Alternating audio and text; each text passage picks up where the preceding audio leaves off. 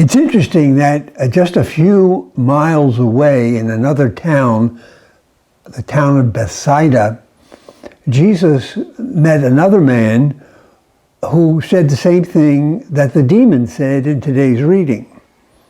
The demon said, "You are the Holy One of God." And a few months later, in another town, a few miles away, Jesus asked somebody else, "Who do you say that I am?" And that person said to him, "You are the Holy One of God." That other person was Peter, the apostle. Same response, one from a demon, one from who became a very great and famous apostle of Jesus throughout the centuries. What's the difference? The difference is not just recognizing Christ, but what one does with that recognition. The demon fled from Jesus because Jesus was calling him to holiness of life, to be like your Creator, to be like God.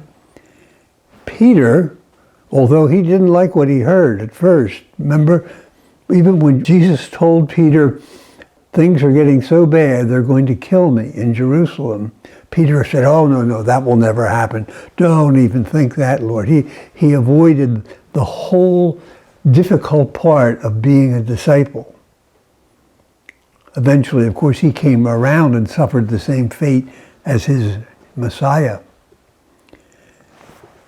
The crux of the matter is how we respond to our recognition of Jesus as the Holy One of God, the Messiah, the Savior, whatever you want to call him. The demon fled from Jesus. Peter stayed with Jesus, even though it was difficult for it to do so. And that's the model of Christian life, not just recognizing Christ, but staying with Christ. And you don't really get to know a person until you stay with them for a long period of time. I know the postman. I see him every day. But I really don't know who he is until I engaged him in conversation, talked about his work, his family, and shared information. Now I know the postman as a human being, as a friend. And that's the way it is with Christ. You have to stay with Christ and listen to him and speak with him, which is what we call prayer, until the relationship gels and you really are recognizing the Holy One of God, who then recognizes you and leads you to his Father.